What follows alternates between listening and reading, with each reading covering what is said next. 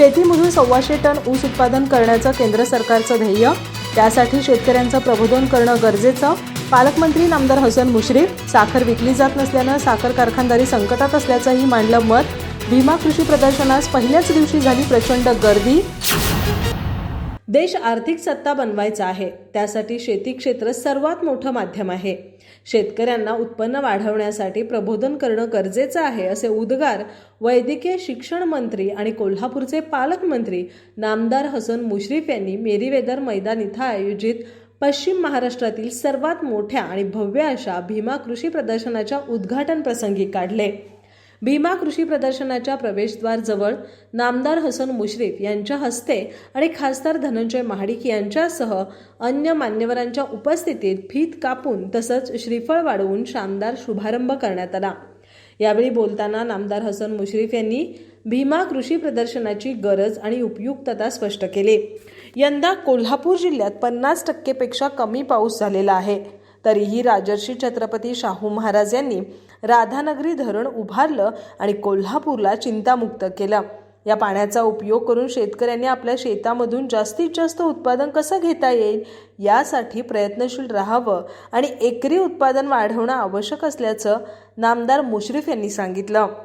यावेळी बोलताना खासदार संजय मंडलिक यांनी कोल्हापूर जिल्ह्यामध्ये पाणीसाठा भरपूर आहे. या पाण्याचा वापर करून आणि नवं तंत्रज्ञान आत्मसात करून तरुणांनी शेतीकडे वळावं असं आवाहन केलं. तर खासदार धैर्यशील माने यांनी शेती हा भविष्यामध्ये 1 नंबरचा व्यवसाय राहणार आहे. हा व्यवसाय टिकवून ठेवण्यासाठी आता नवं तंत्रज्ञान आणि शेतीमधील प्रयोग करणं क्रमप्राप्त आहे असं नमूद केलं. यावेळी आपल्या प्रास्ताविकपर मनोगतात खासदार धनंजय महाडिक यांनी शेती व्यवसायाची सद्यस्थिती स्पष्ट केली.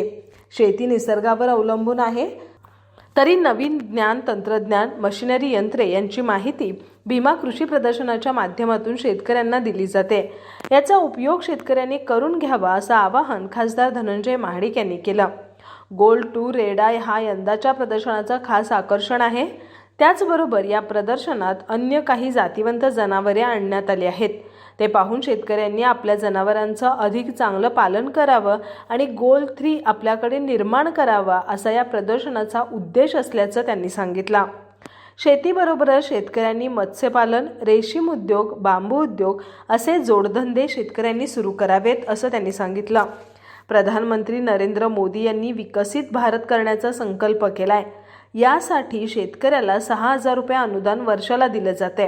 त्याचा शेतकऱ्यांनी लाभ घ्यावा असं त्यांनी सांगितलं.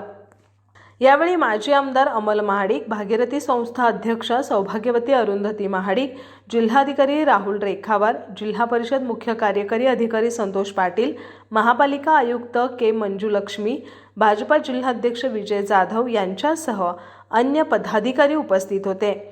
यावेळी स्वागत कृष्णराज महाडिक यांनी केलं, तर आभार भीमा सहकारी साखर कारखाना अध्यक्ष विश्वराज महाडिक यांनी मानले.